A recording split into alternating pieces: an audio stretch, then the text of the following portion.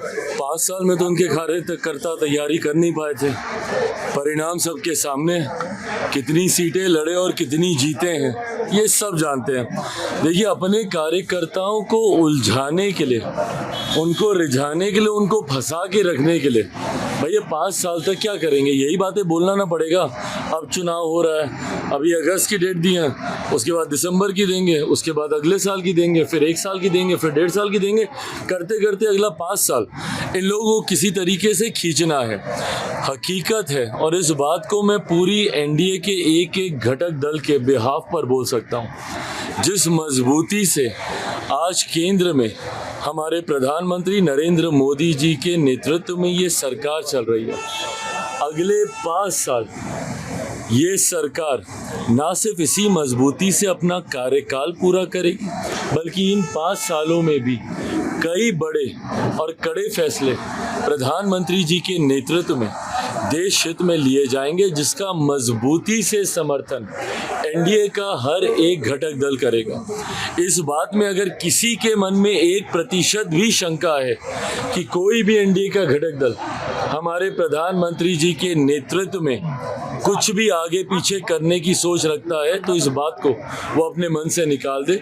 सहज सबने प्रधानमंत्री जी के नेतृत्व को स्वीकार किया है और उन्हीं के नेतृत्व में 5 साल ये सरकार मजबूती से अपना कार्यकाल पूरा करेगी। देखिए, मैं इस बात को सफाई इस बात से कतई नहीं दूंगा कि जब इनकी सरकार थी तो क्या होता था।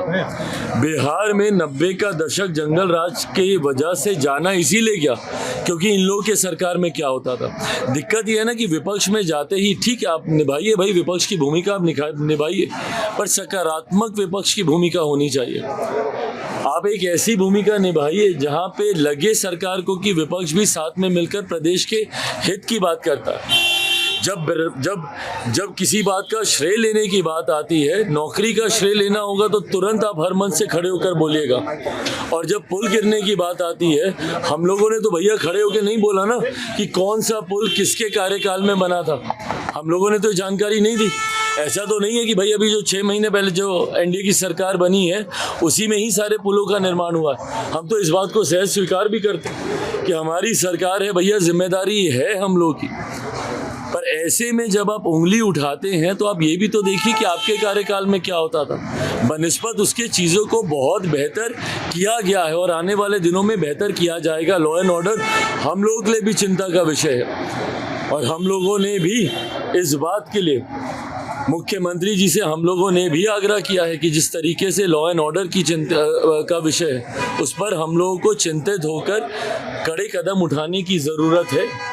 पुल गिरे उसको भी लेकर हम सब चिंतित हैं कि गुणवत्ता के साथ कभी किसी तरीके का कोई समझौता बर्दाश्त नहीं किया जाएगा। पर विपक्ष की भी जिम्मेदारी बनती है कि ऐसे में सकारात्मक भूमिका निभाए। तो ये गलत तथ्यात्मक जानकारी सदन के पटल पर आप रखिएगा और आज की तारीख में आप सिर्फ एक सांसद की भूमिका में नहीं है ना कि आप कुछ भी आए बोले और चले गए। आज की तारीख में से एक संवैधानिक पद पर आप बैठे हुए हैं। एलओपी की पद की एक अपनी गंभीरता होती है और उसको गंभीरता से लिए जाना ज़रूरी है। उस दिन एलओपी के तौर पर जो उनका पहला संबोधन था उसमें तमाम गलत तथ्यात्मक जानकारियां उन्होंने सदन के पटल पर रखने का उन्होंने काम किया। जिस तरीके से व्यक्तिगत टिप्पणी एक एलओपी होने के नाते उन्होंने प्रधानमंत्री जी पर की, उन्होंने चेयर पर की, और जिस तरीके से अलग अलग धर्म में आस्था रखने वाले लोगों की आस्था के साथ उन्होंने खिलवाड़ करने का काम किया। कभी महादेव की तस्वीर को लहराना, कभी अलग अलग धर्म की तस्वीर को लहराना, और उसके बाद जितने धर्मगुरु हैं उन्होंने सामने आकर उससे अपनी असहमति दर्ज की। उसी क्रम में उन्होंने तमाम ये गलत तथ्यात्मक जानकारी रखी। जब उन्होंने अग्निवीर का जिक्र किया, उसी वक्त केंद्रीय रक्षा मंत्री आदरणीय राजनाथ सिंह जी ने खड़े होकर उस बात का खंडन करने का काम किया। पर दिक्कत ये है ना कि एक एलओपी होने के नाते अगर आप अपने पद की गरिमा को नहीं समझेंगे, अगर इस तरीके से हल्के में आप बयानबाजी करते रहेंगे तो आप अपने पद की मर्यादा को कम करने का काम करेंगे।